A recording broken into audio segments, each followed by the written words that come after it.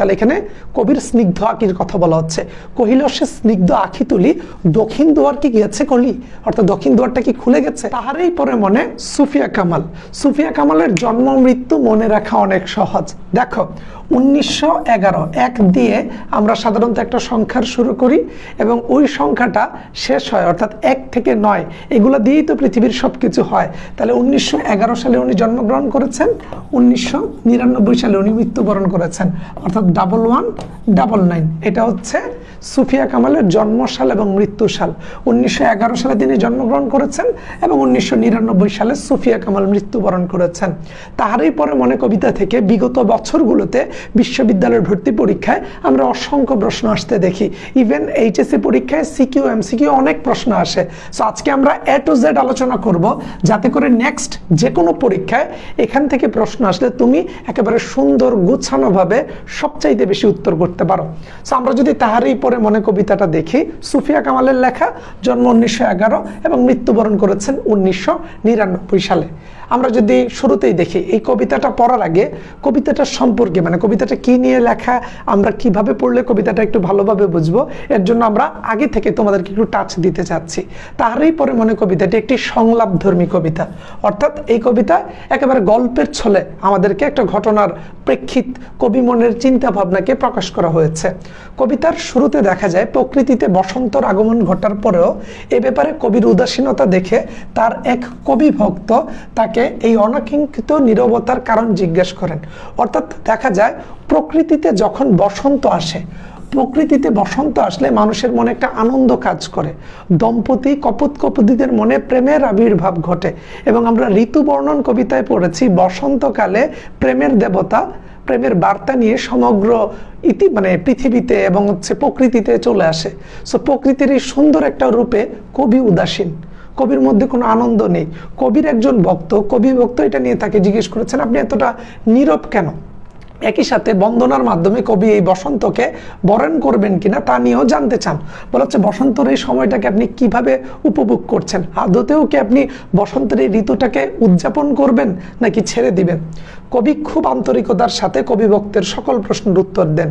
কবিতার বহিরঙ্গে যেমন প্রকৃতির শীতকালীন রিক্ততা, রিক্ততা মানে শূন্যতা, রিক্ততা অর্থাৎ প্রকৃতির একটা শূন্যতা, মানে ভালো না এরকম। বলা হচ্ছে শীতকালীন রিক্ততা, শীতের একটা অভাব, শূন্যতা এখানে প্রকাশ পেয়েছে। বসন্তকালীন ঐশ্বর্য ফুটে উঠেছে, তেমনি এর সমান্তরালে ফুটে উঠেছে কবির ব্যক্তি জীবনের সুখ দুঃখের অনবদ্য এক প্রতিচ্ছবি।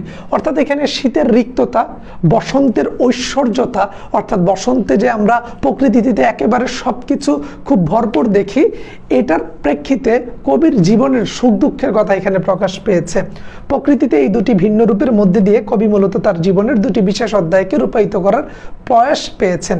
এর একটি বসন্তের মতো আনন্দময়, অপরটি হচ্ছে শীতের মতো বিষাদচ্ছন্ন। অর্থাৎ শীতকে তিনি দুঃখ, দুর্দশা, বিষাদ, শীতে যেহেতু আমরা কাঁপি, সাফারার হই, সেটার সাথে তুলনা করেছেন। আর বসন্তকে মানুষের আনন্দ, সুখের দিকটাকে বিবেচনা করে তিনি কথা বলেছেন। যে স্বামী তার দুঃসময়ের সহযোগী ও কবি হিসাবে তার প্রতিষ্ঠার ক্ষেত্রে প্রস্তুত করে দিয়েছেন, একেবারে নিঃস্ব রিক্ত অবস্থায় পৃথিবী থেকে অকালে বিদায় নিয়েছেন, তাকে তিনি এখানে মাঘের সন্ন্যাসী রূপে দেখেছেন। অর্থাৎ আমরা যখন কবিতাটা পড়ব, তিনি তার স্বামীকে মাঘের সন্ন্যাসী রূপে বিবেচনা করেছেন। অর্থাৎ তার স্বামী তার এই পুরো জীবনটাকে সুন্দর করে সাজিয়ে দিতে সবচেয়ে বেশি অবদান রেখেছেন।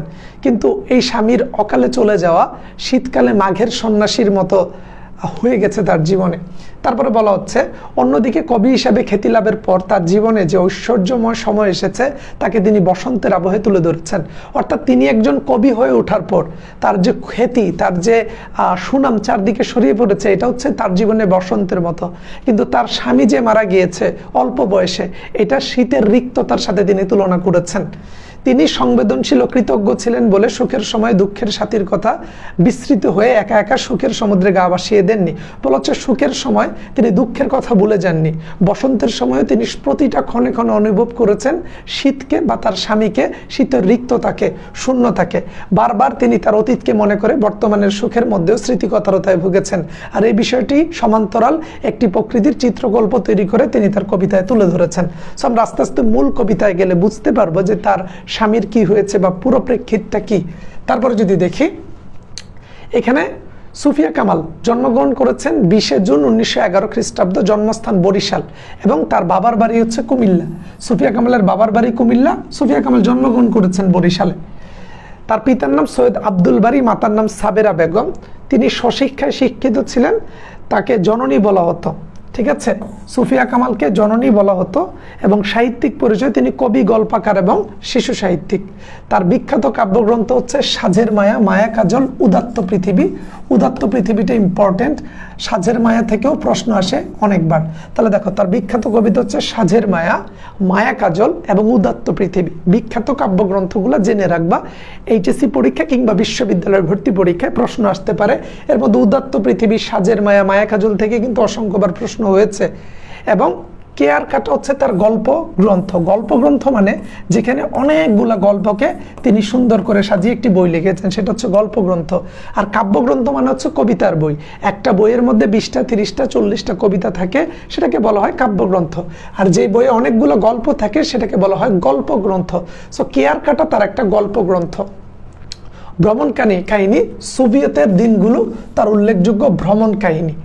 এবং স্মৃতিকথা হচ্ছে 71-এর ডায়েরি। দেখো, সুফিয়া কামাল 71-এর ডায়েরি লিখেছেন। এটা খুবই গুরুত্বপূর্ণ একটা প্রশ্ন, যেটা থেকে ঢাকা বিশ্ববিদ্যালয়ের সাধারণ জ্ঞান প্রশ্ন আসে, অর্থাৎ বিভিন্ন বিশ্ববিদ্যালয়ের ভর্তি পরীক্ষার সাধারণ জ্ঞান অংশে এই প্রশ্নটা আসে যে 71-এর ডায়েরি কার লেখা? সুফিয়া কামালের লেখা।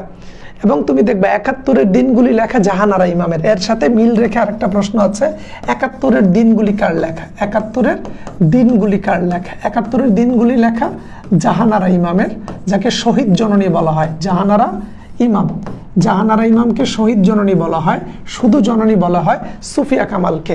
তাহলে দেখো, 71-এর ডায়েরি সুফিয়া কামাল, 71-এর দিনগুলি জাহানারা ইমাম। এরকম 71 নিয়ে আরো অনেক প্রশ্ন আছে, এগুলো আমরা সাধারণ জ্ঞান ক্লাসে অনেক ভালোভাবে দেখব। সো আমরা যদি এখন পরেরটাতে যাই, তার উল্লেখযোগ্য শিশু সাহিত্য হচ্ছে ইতল বিতল, নওল কিশোরের দরবারে। তারপরে যদি দেখি কবি সম্পর্কিত তথ্য, তিনি বাংলা একাডেমি পুরস্কার পেয়েছেন, 21 পদক পেয়েছেন, নাসিরউদ্দিন স্বর্ণপদকও পেয়েছেন এবং তিনি 1999 সালে ঢাকায় মৃত্যুবরণ করেন। আমরা এখন মূল কবিতাটা পড়ি। দেখো, কবির বিয়ে হয়েছিল এবং সুফিয়া কামালের স্বামী মৃত্যুবরণ করেছেন খুব অল্প বয়সে। সো স্বামীর এই মৃত্যুবরণটাকে তিনি মেনে নিতে পারেননি। তাই প্রকৃতিতে যখনই, পৃথিবীতে তিনি কখনো আনন্দ বা কোনো একটা উৎসবমুখের পরিবেশ দেখেন, তখনই তার স্বামীর কথা মনে হয় যে আমার জীবনের এই ক্ষতটা, আমার স্বামী কেন অল্প বয়সে মারা গেল, কেন আর মানে কিছুটা বেশি সময় আমি আমার স্বামীর সাথে কাটাতে পারলাম না।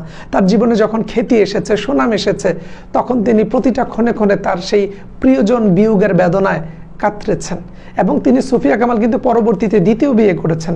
প্রথম স্বামীকে তিনি ভুলতে পারেননি, কিন্তু আবার তিনি দ্বিতীয় বিয়ে করেছিলেন।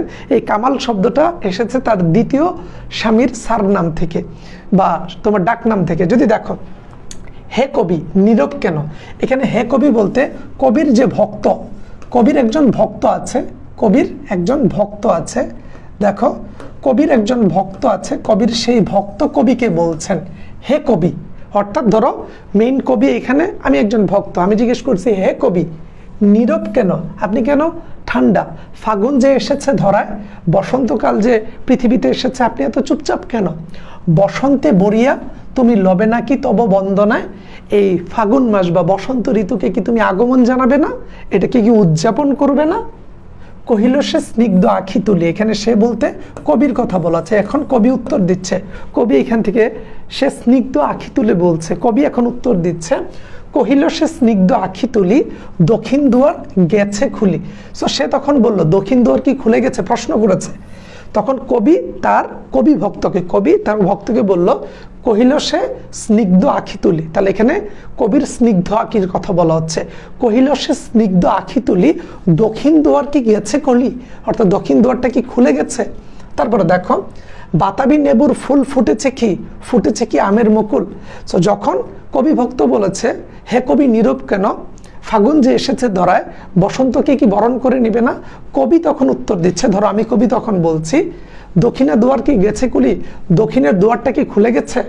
বাতাবি নেবুর ফুল কি ফুটেছে কি আমের মুকুল, কারণ বসন্তকাল আসলে তো বাতাবি নেবুর ফুল ফুটে, আমের মুকুল ফুটে। দক্ষিণা সমীর মানে বাতাস, দক্ষিণা সমীর তার গন্ধে গন্ধে হয়েছে কি অধীরাকুল। দক্ষিণা বাতাসে কি চারদিক একেবারে একাকার করে গিয়েছে, বা তার গন্ধে কি পুরো দিক মানে একেবারে রোমাঞ্চকর একটা প্রকৃতির পরিবেশ হচ্ছে, এখনো দেখনি তুমি। তখন কবির ভক্ত, এখন আবার কবির ভক্ত কবিকে বলছে এখনো দেখনি তুমি, তুমি কি এগুলো দেখনি? কহিলাম কেন কবি আজ এমন উন্মনা তুমি?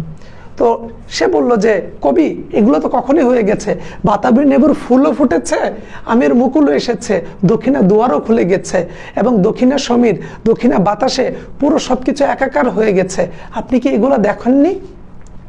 কেন আজ এত উন্মনা তবু, কোথা তবু নবপুষ্প সাজ?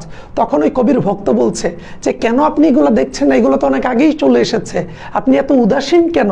আপনার এই প্রকৃতিকে বরণ করে নেয়ার জন্য নতুন ফুলের সাজসজ্জা কোথায়? আপনাকে তো কোনো কিছুতেই আগ্রহী দেখা যাচ্ছে না। কহিলে সে সদূরে চাহিয়া অলখের পাথার বাহিয়া।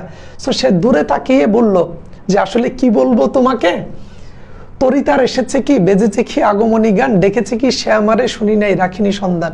বলা হচ্ছে তরিতার এসেছে কি, তার নৌকা কি এসেছে, বেজেছে কি আগমনী গান, এই যে বসন্ত এসেছে তার কি আগমনী গান বেজেছে, ডেকেছে কি সে আমারে, সে কি আমাকে একবারও ডেকেছে? কই আমি তো শুনি নাই। কবি বলছে শুনি নাই, রাখিনি সন্ধান। কহিলাম অগো কবি, তখন বলছে অগো কবি, রচিয়া লহনা আজো গীতি। তখন সে বলছে কবিকে বসন্ত সময়টাকে আপনি আপনার মতো করে একত্র করে নেন না, বসন্ত বন্দনা তব কণ্ঠে শুনি, আপনি বসন্তটাকে উপভোগ করেন, কি দুঃখ কষ্ট নিয়ে বসে আছেন, এমোর মিনতি। আমি ভক্ত হিসাবে কবিকে বলছি যে আপনাকে ডাকেনি, বসন্তকাল আপনার কাছে আসেনি, এগুলা বলছেন, আপনি সন্ধান রাখেননি, এগুলা বলে কি লাভ? বসন্তটাকে নিজের মতো করে একটু উপভোগ করে নেন না, বসন্তে আপনি নিজেকে একেবারে উজাড় করে দিন না। কহিলে সে মৃদু মধুস্বরে, নাই হলো না হোক এবারে। সে বলছে কি আর হবে রে বাবা, বয়স হয়ে গেছে, বসন্ত যার সাথে উদযাপন করার কথা ছিল আল্লাহ তাআলা সেই স্বামীকেই আমার কাছ থেকে কেড়ে নিয়েছে, আমার এখন আর প্রকৃতির রূপ তোদের মতো করে ভালো লাগে না রে। জীবনের একটা সময়ে গিয়ে সুন্দর জিনিসকেও সুন্দর লাগে না, মিষ্টি খেতেও মিষ্টি লাগে না, তেতা লাগে। সো জীবনে যখন দেখবা যে তোমার যখন জ্বর হয়, জ্বর হলে মিষ্টি জিনিস খেলে মুখে স্বাদ পাওয়া যায় না, তেতা লাগে। সো জীবনে একটা অভিজ্ঞতা, এমন একটা সময় আসে ভালো জিনিসকেও ভালো লাগে না, সুন্দরকেও সুন্দর লাগে না। কবির মনে যে দুঃখ বেদনা যে আমার স্বামী নেই, আজকে আমার এত খ্যাতি, প্রকৃতি এত সুন্দর, জীবনটা এত মানে ভরপুর, তারপরে আমি ক্ষণে ক্ষণে আমার সেই রিক্ততা, আমার সেই শূন্যতা, আমার সেই অভাব, আমার সেই স্বামীকে আমি অনুভব করি। তারপরে বলা হচ্ছে আমারে গাহিতে গান বসন্তেরে আনিতে বরিয়া। বরিয়া মানে তোমার হচ্ছে ডেকে আনা, রহিনী সে ভুলেনি তো, এসেছে তা ফাগুনে সরিয়া। বলা হচ্ছে যে আমার এই যে গাহিতে গান, বা আমার এই যে আজকে বসন্ত এসেছে, কই আমি তো আমার মানে ওই স্মৃতিটাকে কখনো ভুলতে পারি না, আমার স্বামী বা আমার শুভক্ষণ, ওই জিনিসগুলোকে আমি ফিল করতে পারছি না, প্রতিক্ষণে আমি আমার দুঃখের সময় আমার ওই স্বামী বিয়োগের জিনিসটা মনে পড়ছে। কহিলাম অগো কবি, অভিমান করেছি কি তাই, যদিও এসেছে তবে তুমি তারে করিলে বৃথায়। বলা হচ্ছে সে বলতেছে যে ফাগুন মাস আসছে, ফাগুনের মতো করে আসছে, কিন্তু আমাকে যদি আমার অতীতের স্মৃতিটা ভুলিয়ে দিত, আমার স্বামীর কথা মনে না আসতো, তাহলে তো আমি ফাগুনকে উপভোগ করতে পারতাম। এখন ফাগুন আসলেও আমি তো আমার ওই স্মৃতিটাকে ভুলতে পারছি না। তখন সে বলছে যে কহিলাম অগো কবি, অভিমান করেছো কি তাই, যে তুমি আর এই বসন্তকে নিয়ে অভিমান করে কি লাভ, যদিও এসেছে তবু তুমি তারে করিলে বৃথাই। বলা হচ্ছে এখন আপনার স্বামী মারা গেছে, পৃথিবীতে মানুষ মাত্রই তো মরণশীল, তো ওইটা ধরে বসে থাকলে বর্তমান সময়টা নষ্ট হচ্ছে না? যিনি চলে যাওয়ার তিনি তো চলে গিয়েছেন, ওনার জন্য দোয়া করেন এবং নিজের জীবনটাকে যতদিন বেঁচে আছেন উপভোগ করেন। এক সময় মারা গেলে বা বয়স হয়ে গেলে তখন তো আসলে আজকের এই দিনটাকে উপভোগ করা যাবে না। তাই বলা হয় enjoy the every bit of second, একবারে প্রত্যেক সেকেন্ডকে আপনি উপভোগ করার চেষ্টা করেন। এই অযথা আগের চিন্তা করে বর্তমান সময়কে নষ্ট করবেন না। কহিল সে পরম হেলায়, বৃথা কেন ফাগুন বেলায়, ফুল কি ফুটেনি শাখে, পুষ্পারিত লভেনে কি ঋতু রাজন। কহিল সে পরম হেলায়, সে তারপরে অনেক অবহেলার সুরে কবি বলেছেন বৃথা কেন ফাগুন বেলায়। বলেছে কেন আমি বৃথা এই ফাগুন বেলায়, মানে তারপর আমরা বলি না বেঁচে আছি তো, কেন আমি তার কথা মনে করব, যে কেন এটা নিয়ে কথাবার্তা হচ্ছে। ফুল কি ফুটেনি শাখে, পুষ্পারিত লভে নাকি ঋতুর রাজন। বলা হচ্ছে যে আমার মানে অতীতের কথা মনে রেখেই বা কি লাভ, আর বর্তমান সময়কে আমি কেনই বা উপভোগ করব না। স্বামী তো আমার মারা গিয়েছে, প্রকৃতির তো আর মারা যায়নি। বসন্তকাল আসবে, নতুন ফুল ফুটবে, প্রকৃতি তার নতুন সাজে সাজবে, তারা তো তাদের কাজ করেই যাচ্ছে, দিন শেষে অবাগত আমি। এই যে দেখো বলা হচ্ছে, কহিল সে পরম হেলায় বৃথা কেন ফাগুন বেলায়, যে কেন আমি বৃথা সময় কাটাবো, ফুল কি ফোটেনি শাখে, আমি হয়তো সজাগ না, প্রকৃতি তো প্রকৃতির মতো করে ফুল বাগানে ফুল ফুটছে, পুষ্পাঋতু লবণী ঋতুর রাজন, অর্থাৎ পুষ্পে একাকার হয়ে ঋতু তো তার মানে প্রকৃতি তো তার সাজে সেজেছে। সো আমার দুঃখে কষ্টে প্রকৃতির কি আসে যায়। মাধবী কুড়ির বুকে গন্ধ নাহি, বলা হচ্ছে এই যে মাধবী ফুল তার মধ্যে কি গন্ধ নাই, অবশ্যই আছে। তাহলে আমার দুঃখে কষ্টেতে প্রকৃতির কোনো সমস্যা নেই, করে নাই অর্ঘ্য বিচরণ, তারা তো তাদের বিরোচন, অর্থাৎ তারা তো তাদের জায়গায় ফুল ফুটছে, সেই ফুল দিয়ে মানুষ পূজা করছে, অর্থাৎ মাধবী কুড়ি দিয়ে ধরো অর্ঘ্য বিরোচন, অর্থাৎ কি পূজা করা। ধরো আমরা পূজার সময় যে ফুল দিচ্ছি, ফুল দিয়ে ওই পুষ্প দিয়ে বা ওই মাধবী লতা দিয়ে পূজা করা হচ্ছে, প্রকৃতির কাজ প্রকৃতির মতো করে চলছে, উদাসীন তো আমি, কষ্ট তো আমার, হোক তবু বসন্তের প্রতি কেন এই তব বিমুখতা। তখন আবার ওই কবির ভক্ত বলছে, ঠিক আছে বুঝলাম প্রকৃতি প্রকৃতির মতো করে এগিয়ে যাচ্ছে, তাহলে বসন্তের প্রতি আপনার এত বিমুখতা কেন, তাহলে প্রকৃতি তো প্রকৃতির মতো করে এগিয়ে যাচ্ছে, বসন্তের প্রতি আপনার এত রাগ কেন। বসন্ত মানে আপনার জীবনে তো এখন অনেক খ্যাতি আছে, আপনি জীবনে অনেক ভালো করছেন, আপনার লেখা প্রকাশিত হচ্ছে, সবাই লেখা পড়ছে, আপনার সুনাম পুরো বাংলাদেশে ছড়িয়ে পড়েছে, তারপরে আপনি এত হতাশ কেন। কহিলাম উপেক্ষায় ঋতুরাজে কেন কবি দাও তুমি ব্যথা, কহিল সে কাছে সরে আসি। তো তখন সে বলল যে এই সুন্দর প্রকৃতিকে কেন আপনি উপভোগ করছেন না, আপনি এই সুন্দর প্রকৃতিতে কেন কষ্ট করছেন। কহিল সে কাছে সরে আসি, কুহেলি উত্তরি তোলে মাঘের সন্ন্যাসী, গিয়াছে চলিয়া ধীরে পুষ্পশূন্য দিগন্তের পথে, রিক্ত অস্তে তাহারেই পরে মনে ভুলিতে পারি না কোনো মতে। তখন কবি বলেছেন যে আসলে কি বলবো, বসন্তের প্রতি তো আমার কোনো অভিযোগ নাই। কহিলি উত্তরি তোলে মাঘের সন্ন্যাসী, কুহেলি উত্তরি তোলে, বলল যে কুহেলি উত্তরি তোলে মাঘের সন্ন্যাসী, বলা হচ্ছে যে চাঁদের তোলে, মানে বলা হচ্ছে যে শীতে কুহেলি, তারপর হচ্ছে তোমার উত্তরি তোলে মাঘের সন্ন্যাসী, বলা হচ্ছে শীতকালে চাদরের নিচে যে অল্প সময়ের জন্য মাঘ মাসের সন্ন্যাসীরা বসে থাকে, গিয়াছে চলিয়া পুষ্পশূন্য দিগন্তের পথে। অর্থাৎ এখানে কুহেলি উত্তরি তোলে মাঘের সন্ন্যাসী বলতে তার স্বামীর কথা বলেছে, যে শীতকালে যে তোমার হচ্ছে চাদর দিয়ে মাঘের সন্ন্যাসী আসে, সে তো একটা সময় পরে চলে যায় শূন্য দিগন্তের পথে, তাকে আর খুঁজে পাওয়া যায় না, রিক্ত হস্তে খালি হাতে সেই সন্ন্যাসী চলে যায়, তাহারই তো পরে মনে ভুলিতে পারি না কোনো মতে। তো বলা হচ্ছে যে মাঘের সন্ন্যাসী শীত আসলে এসে বসে চাদর দিয়ে, কিছুক্ষণ পর সেই সন্ন্যাসী চলে যায় শূন্য দিগন্তের পথে, তারপরে সেই মাঘের সন্ন্যাসীকে খুঁজি, তাকে কোথাও খুঁজে পাই না, তাই বলছে তাহারেই পরে মনে ভুলিতে পারি না কোনো মতে। সো এখানে মাঘের সন্ন্যাসী বলতে তার স্বামীর কথা বলা হচ্ছে, যে যত কিছুই হোক এই বসন্তকালে শীতের সময় যে মাঘের সন্ন্যাসী আসে, সে চলে যায়, তাকে কোনো মতেই ভুলতে পারি না। মানে পুরো কবিতাটাতে আমরা বসন্ত মানে কবির জীবনের ভালো দিকগুলা এবং সুন্দর প্রকৃতি, সুনাম, খ্যাতিকে বোঝানো হচ্ছে, আর কবি বারবার শীত এবং শূন্যতা, হতাশার মাধ্যমে তার স্বামী বিয়োগের বিষয়টাকে বারবার তুলে ধরেছেন। এখানে পুরো কবিতাটাই হচ্ছে তার স্বামী মারা গিয়েছেন, স্বামীর শোকে প্রকৃতিকে সে একাত্মতা বা প্রকৃতিকে সে উপভোগ করতে পারছে না। এখানে কবির একজন ভক্ত, কবি ভক্ত কবির সাথে যে আলোচনা করছেন, সেই আলোচনাটাকে তুলে ধরা হয়েছে। আমি যেভাবে বুঝিয়ে দিয়েছি, এরপরে মনে হয় না যে এই কবিতা থেকে কোনো প্রশ্ন আসলে তুমি আটকে যাবে। কবিতাটার উৎস হচ্ছে সাজের মায়া কাব্যগ্রন্থ থেকে নেওয়া হয়েছে। এই কবিতাটা মাসিক মোহাম্মদী পত্রিকায় 1935 সালে প্রথম প্রকাশিত হয়। এটা হচ্ছে সাজের মায়া যে কাব্যগ্রন্থ, এই কাব্যগ্রন্থের একটা কবিতা এটি, এবং এটা হচ্ছে মাসিক মোহাম্মদী মানে পত্রিকা, যেখানে 1935 সালে কবিতাটি প্রকাশিত হয়েছিল।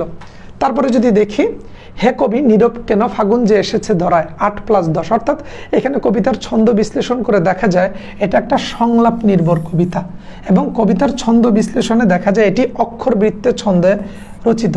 তাহলে এটা একটা সংলাপ নির্ভর। পরীক্ষা যদি আসে তোমার পাঠ্য বইয়ের কোন কবিতাটা সংলাপ নির্ভর, অর্থাৎ গল্প করে করে বলা হচ্ছে, সেটা হচ্ছে তাহারই পরে মনে, আর এটা অক্ষর বৃত্ত ছন্দে রচিত, অক্ষর বৃত্ত ছন্দে রচিত হচ্ছে একটি কবিতা। তারপরে যদি দেখি এখানে মূল বক্তব্য, অর্থাৎ পুরো কবিতাটাতে কবি কি বুঝিয়েছেন। প্রকৃতির রূপ বৈচিত্র্যকে আশ্রয় করে কবি সুফিয়া কামাল ব্যক্তিগত জীবনালেখ্য বা সংবেদনশীল মানব হৃদয়ের চিরন্তন হাহাকারের এক অনবদ্য সমন্বয় হিসাবে হিসেবে তাহারই পরে মনে কবিতাটি বাংলা সাহিত্যের এক অসাধারণ কবিতার মর্যাদা লাভ করেছে। কবিতার বহিরঙ্গে যেমন প্রকৃতির শীতকালীন রিক্ততার বসন্তের ঐশ্বর্য ফুটে উঠেছে, তেমনি এর সমান্তরালে ফুটে উঠেছে কবির ব্যক্তি জীবনের সুখ দুঃখের অনবদ্য এক প্রতিচ্ছবি। এই কবিতার শুরুতে দেখা যায় প্রকৃতিতে বসন্তের আগমন ঘটার পরেও এই ব্যাপারে কবির উদাসীনতা দেখে তার এক কবিভক্ত তাকে অনাকাঙ্ক্ষিত নীরবতার কারণ জিজ্ঞেস করেন। একই সাথে বন্দনার মাধ্যমে কবিকে এই বসন্ত বরণ করে নিতে চান। এর প্রেক্ষিতে অনেকটা নির্লিপ্তভাবে কবিতার স্নিগ্ধ দৃষ্টি মেলে ভক্তের কাছে উল্টা জানতে চায়, দক্ষিণ দুয়ার কি খুলে গিয়েছে? সো তুমি দেখতে পাচ্ছ যে এখানে পুরো কবিতাটার মধ্যে আমরা দেখেছি যে সুফিয়া কামালের স্বামী বিয়োগের সাথে তিনি বলেছেন যে প্রকৃতি তো এসেছে, আমি প্রকৃতির প্রতি উদাসীন, সবকিছু হয়েছে, আমি কোনো খোঁজ খবর রাখছি না, আমার মন পড়ে আছে আমার স্বামীর জন্য। এই কবিতার তাহারই পরে মনে কবিতার রচয়িতা সুফিয়া কামাল। এটি সাধু ও চলিত ভাষার একটা সংমিশ্রণ। প্রথম প্রকাশিত হয় মাসিক মোহাম্মদীতে 1935 সালে। উৎস সাজের মায়া, বিষয়বস্তু হচ্ছে প্রিয়জন হারানোর বিরহ বা বেদনা, অক্ষরবৃত্ত ছন্দ, মূলবাণী হচ্ছে বিষাদময় রিক্ততার সুর, দুঃখময় ছন্দর ছায়াপাত। রিক্ততা মানে হচ্ছে শূন্যতা, অভাব, হাহাকার। এখানে শীত এবং বসন্ত দুইটা ঋতু আছে। মোট লাইন আছে 30টি, স্তবক আছে 5টি।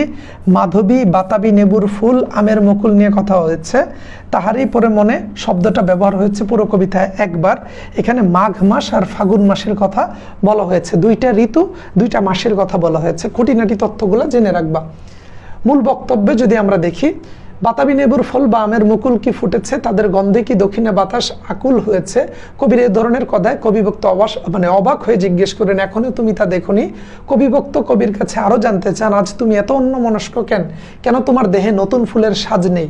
এর উত্তরে কবি দূর দিগন্তের দিকে তাকিয়ে জবাব দেন, আগমনী গানের মাধ্যমে সুদূর সমুদ্রের পথ বেয়ে বসন্তের কোনো নৌকা এসেছে কিনা তা তার জানা নেই, এমনকি বসন্ত এখন পর্যন্ত কবিকে ডাকেও নি। একথা শুনে কবিভক্ত কবিকে বসন্ত বন্দনা গান রচনা করে সকণ্ঠে তা গেয়ে শোনাবার অনুরোধ করেন। এর প্রেক্ষিতে কবি খুব মৃদু স্বরে আবারও বলেন, সে তো আমার জন্য অপেক্ষা করেনি, ফাগুনকে স্মরণ করে সে তো এসেই গেছে। বলা হচ্ছে যে আমার জন্য তো বসন্ত অপেক্ষা করে নেই, ফাগুনকে স্মরণ করে সে চলে এসেছে, আমি কেন বসন্তকে বরণ করে নেব? তাই এবার আর তার বন্দনা গান রচনা করার দরকার নেই। কবির এ কথা শুনে কবিভক্ত বলেন, এ কারণেই কি তুমি অভিমান করেছো? যদিও সে এসেছে তবুও তুমি তাকে তো ব্যর্থ করে দিলে। এ কথা শুনে কবি পরম অবহেলার সাথে আবারও বললেন, আমার জন্য বসন্ত ব্যর্থ হবে কেন? ফাগুন বেলায় গাছে কি ফুল ফোটেনি? ঋতুরাজ বসন্ত কি ফুলের আরতি লাভ করেনি? মাধবী কুড়ির বুকে কি গন্ধ জাগেনি? সে কি বসন্তের জন্য অর্ঘ্য রচনা করেনি বা অর্থ রচনা করেনি? কবির কণ্ঠে এসব কথা শুনে কবিভক্ত হতাশ হয়ে আবারও কবিকে জিজ্ঞেস করেন, সবই ঠিক আছে, কিন্তু তারপরে বসন্তের প্রতি তোমার বিরূপ মনোভাব কেন? কেন তুমি তাকে উপেক্ষা করে ব্যথা দিচ্ছ? কবিভক্তের একথায় কবি তার কাছে এসে বলেন, যে মাঘের সন্ন্যাসী একেবারে শূন্য হাতে কুয়াশার চাদর গায়ে পুষ্পহীন দিগন্তের পথে চলে গেছে, তার কথাই আজ বারবার মনে পড়ছে। কিছুতেই তার কথা বলতে পারছে না। আর তাই এই বসন্তের প্রকৃতির সাথেও আমি একাত্ম হতে পারছি না। প্রকৃতির এই দুটি ভিন্ন রূপের মধ্যে দিয়ে মূলত কবি তার জীবনের দুটি বিশেষ অধ্যায়কে রূপায়িত করার প্রয়াস পেয়েছেন। আর একটি হচ্ছে বসন্তের মতো আনন্দময়, অপরটি হচ্ছে শীতের রিক্ততার মতো বিষাদচ্ছন্ন। যে স্বামী তার দুঃসময়ের সহযোগী ও কবি হিসেবে তার প্রতিষ্ঠার ক্ষেত্রে প্রস্তুত করে দিয়ে একেবারে নিঃস্বরিক্ত অবস্থায় পৃথিবী থেকে অকালে বিদায় নিয়েছেন, তাকে তিনি এখনো মাঘের সন্ন্যাসী রূপকে প্রকাশ করেছেন, অর্থাৎ মাঘের সন্ন্যাসী রূপে তার স্বামীর কথা বলেছেন। অন্যদিকে কবি হিসাবে খ্যাতি লাভের পর তার জীবনে যে ঐশ্বর্যময় সময় এসেছে, তাকে তিনি বসন্তের অবহেলা অর্থাৎ পুরো জিনিসটাকেই তিনি ব্যক্ত করেছেন। তিনি সংবেদনশীল ও কৃতজ্ঞ ছিলেন বলে সুখের সময় দুঃখের সাথীর কথা বিস্তৃত হয়ে একা একা সুখের সমুদ্রে গা ভাসিয়ে দেননি, বরং বারবার তিনি তার অতীতকে মনে করে বর্তমান সুখের মধ্যেও স্মৃতিকাতরতায় ভুগেছেন। আর এই বিষয়টিকে সমান্তরাল একটি প্রকৃতির চিত্রকল্প তৈরি করে তিনি তার এই কবিতায় তুলে ধরেছেন। এদিক থেকে তার এই পরে মনে কবিতাটি প্রকৃতির আবহে কবির ব্যক্তি জীবনের এক অসামান্য দলিল হয়ে উঠেছেন। অর্থাৎ পুরো কবিতাটা এখানে যে গুরুত্বপূর্ণ মূল বক্তব্যটা তুমি যদি পড়ে ফেলো, তাহলে এখান থেকে তুমি সৃজনশীল সহ যে কোনো কিছু লিখতে পারবে। মূল বক্তব্যটা হচ্ছে মেন। মূল বক্তব্য জানলে এখান থেকে যে কোনো কিছু তুমি সৃজনশীল আসো কিংবা বিশ্ববিদ্যালয়ে লিখিত প্রশ্নে যদি কোনো তথ্য আসে তুমি উত্তর করতে পারবে। আমরা যদি এখন একটু ভিতরে যাই, গুরুত্বপূর্ণ লাইন, এটা আমরা তো এই জিনিসগুলো পড়েছি। তার এই পরে মনে এখানে তার ওই স্বামীর কথা মনে পড়েই পুরো কবিতাটার নাম দেওয়া হয়েছে। সন্ধান মানে খোঁজ, বরিয়া মানে বরণ করে, বিনীত প্রার্থনা মানে আবেদন, স্নিগ্ধ মানে কুবল বা স্নেহপূর্ব, অভিমান মানে প্রিয়জনের ত্রুটিপূর্ণ আচরণজনিত মনোবেদনা বা ক্ষোভ। অর্থাৎ অভিমান বলতে আমরা যে কোনো কিছুর প্রতি অভিমান করে থাকি। উন্মনা মানে উৎকণ্ঠিত বা ব্যাকুল, উপেক্ষা মানে অবহেলিত বা তাচ্ছিল্য, পুষ্পসাজ বা ফুলের সাজ সন্ন্যাসী যে ব্যক্তি সংসার ধর্ম ত্যাগ করে ঈশ্বর চিন্তায় মগ্ন থাকেন। আগমনী মানে আগমন সঙ্গীত। হে কবি নীরব কেন? কবি ভক্ত এখানে কবিকে সম্বোধন করেছেন। এখানে হে কবি বলতে সুফিয়া কামালের কথা বলা হচ্ছেন। সুফিয়া কামাল সে তার নিজের কথাই বলছেন যে তার কবি ভক্ত বলছেন, ফাগুন যে এসেছে ধরায়, হে কবি উদাসীন কেন? পৃথিবীতে ফাল্গুন ও বসন্তের আবির্ভাব ঘটেছে। ধরায় মানে পৃথিবীতে। বসন্ত বরিয়া তুমি লবে নাকি বন্দনায়? তোমার রচিত বন্দনা বা গানের সাহায্যে কি বসন্তকে বরণ করে নেবে না? বন্দনায় মানে হচ্ছে তোমার বন্দনা অর্থ প্রকাশ, এর উচ্চারণ হচ্ছে বন্দনা। বন্দনা মানে হচ্ছে আমরা কাউকে যে সম্মান করি, অ্যাকসেপ্ট করি, সেটার কথা বলা হচ্ছে। বরিয়া মানে বরণ করে, কহিল সে স্নিগ্ধ আখি তুলি, এখানে স্নিগ্ধ মানে কোমল, মায়া জড়িত বা স্নেহপূর্ণ, কহিল মানে হচ্ছে বলল। সুফিয়া কামাল মাতৃ মূর্তিতে নন্দিত হয়েছেন তার সাহিত্য স্বাধীনতার জন্য, নারী আন্দোলনের জন্য। অর্থাৎ তাকে যে জননী বা মাতৃমূর্তিতে বিবেচনা করা হয় তার সাহিত্য আন্দোলন এবং নারী আন্দোলনের জন্য। তারই পরে মনে কবিতাটি প্রথম প্রকাশিত 1935 সালে মাসিক মোহাম্মদী পত্রিকায়। গঠনরতির দিক দিয়ে মাসিক মোহাম্মদী কবিতাটি মানে মাসিক মোহাম্মদী কবিতাটি না, তাহারই পরে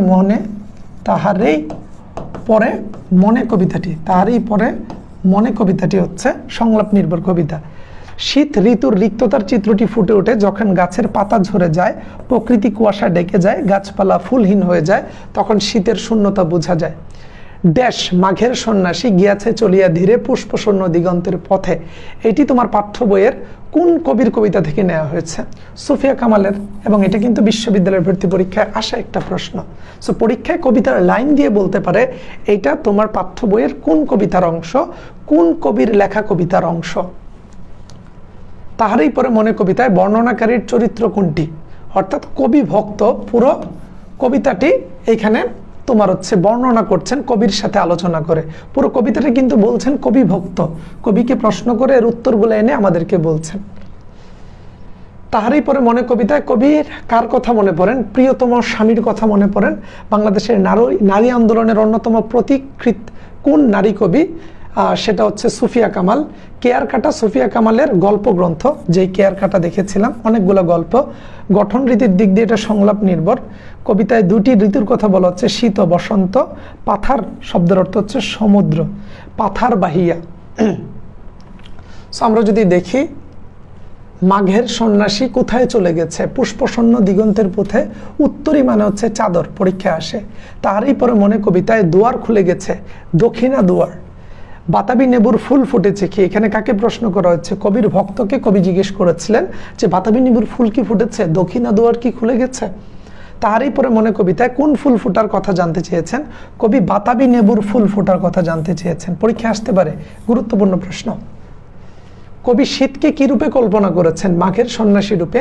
তাহারই পরে মনে কবিতায় প্রকাশ পেয়েছে, কবিতায় প্রকৃতি ও মানব মনের সম্পর্কের অভিব্যক্তি প্রকাশ পেয়েছে। তাহারই পরে মনে কবিতায় কিসের ছায়াপথ ঘটেছে?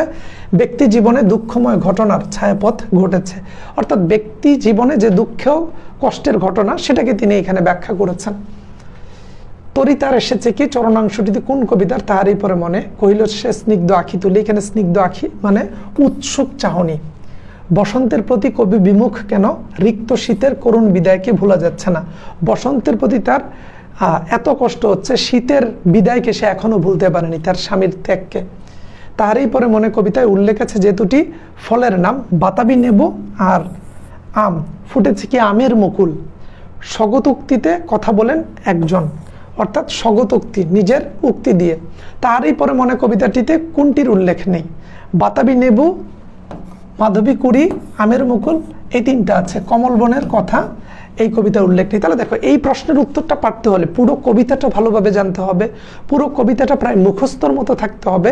তাই বিশ্ববিদ্যালয়ে যখন ভর্তি পরীক্ষা দিবা তখন কবিতাগুলো এতবার পড়বা যেন মুখস্থর মতো হয়ে যায়। তাহলে তুমি যে কোনো লাইন পড়ে ধরতে পারবা যে পরীক্ষা এটা কোন রিলেটেড প্রশ্ন করেছে, এবং সেটা তোমার এইচএসসি পরীক্ষায় সৃজনশীল লেখার ক্ষেত্রে পুরো কবিতাটা বুঝা এবং গুরুত্বপূর্ণ তথ্যগুলো জানা অনেকাংশে সাহায্য করবে।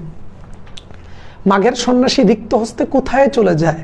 রিক্ত হস্তে পুষ্পশূন্য দিগন্তের তলে মাঘের সন্ন্যাসী খালি হাতে চলে যায়। তাহারই পরে মনে কবিতায় কোন ফুলের কুড়ির গন্ধ? মাধবী কুড়ির গন্ধ, মাধবী কুড়ির গন্ধের কথা বলা হয়েছিল। তাহারই পরে মনে কবিতায় কবি নীরব কেন? সুখে।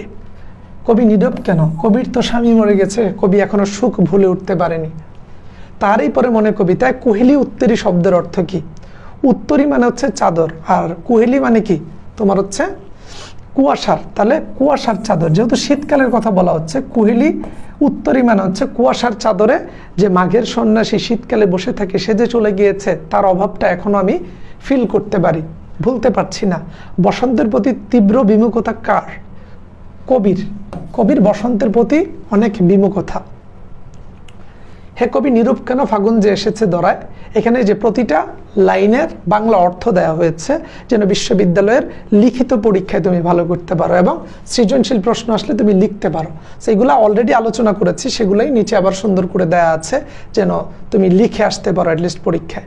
সো এখন যদি একটু দেখো সুফিয়া কামালের লেখা যে সাহিত্যকর্মগুলো পরীক্ষা আসে, সেগুলো যদি টেকনিকে মনে রাখতে চাও, সুফিয়া কামাল মায়ার কাজলে ঢাকা সুফিয়া কামাল মায়ার কাজলে ঢাকা উদাত্ত পৃথিবীর দিকে তাকিয়ে মৃত্তিকার ঘান নিয়ে ইতল বিতল ভাবনায় অবশিষ্ট মন ও জীবন নিয়ে ৭১-এর ডায়েরি লিখতে বসেন। কিন্তু সাজের বেলায় মোর জাদুঘরের সমাধি লেখার পূর্বে কেয়ার কাটা তুলতে গিয়ে অভিযাত্রীদের নিয়ে নল কিশোরের দরবারে পদার্পণ করেন। তাহলে সাজের বেলায় বলতে সাজের মায়ায় হবে, এটা যে সাজের মায়া, সাজের মায়া কাব্যগ্রন্থ থেকেই তো এই কবিতাটাকে নেওয়া হয়েছে। তারপরে যদি দেখি কবিতার গুরুত্বপূর্ণ খুঁটিনাটি অংশ এখানে দেয়া আছে। আমরা যদি এরপরে একটু আগাই, গুরুত্বপূর্ণ অনুষঙ্গ অর্থাৎ পুরো কবিতাতে আসলে কি কি জিনিস নিয়ে কথা বলা হয়েছে সেই জিনিসগুলো দেয়া আছে, এগুলাকে একটু সুন্দর করে রিডিং পড়ে ফেলবে, তাহলে সৃজনশীল লেখার জন্য এবং তুমি ঢাকা বিশ্ববিদ্যালয় সহ যেই বিশ্ববিদ্যালয়ে লিখিত প্রশ্ন আসে সেগুলোতে কাজে দিবে। আর এমনিতে তুমি যেই বিশ্ববিদ্যালয়ের পরীক্ষা দাও এমসিকিউ আকারে এই তথ্যগুলা এবং এগুলা থেকেই প্রশ্ন আসবে। সো পিডিএফটা তুমি পেয়ে যাবে। ফুল ফুটেনি শাখে পুষ্পরিত লোভে নাকি ঋতুর রাজন, মাধবী কুড়ির বুকে গন্ধ নাহি করে নেই। আচ্ছা দেখো এখানে মাধবী হবে। সো এখানে লিখিত পরীক্ষার একটা প্রশ্ন দেওয়া হয়েছে ঢাকা ইউনিভার্সিটিতে, এখান থেকে একটা লিখিত পরীক্ষার প্রশ্ন যদি আসে তাহলে আমরা কিভাবে উত্তর করব। তবু বসন্তের প্রতি কেন, মানে কবিতাটা দিয়ে বলেছে মাঘের সন্ন্যাসী বলতে কবি সুফিয়া কামাল কি বুঝিয়েছেন? মাঘের সন্ন্যাসী বলতে এখানে কবি সুফিয়া কামাল বুঝিয়েছেন তার প্রিয়জন বিয়োগ বা স্বামীর কথা, তার স্বামী হারানোর কথাকে মাঘের সন্ন্যাসীর সাথে তুলনা করেছেন। উপেক্ষায় ঋতুরাজে কেন কবি দাও তুমি ব্যথা, তাহলে উপেক্ষায় ঋতুরাজে কেন কবি দাও তুমি ব্যথা উক্তি দিয়ে কি বোঝানো হচ্ছে?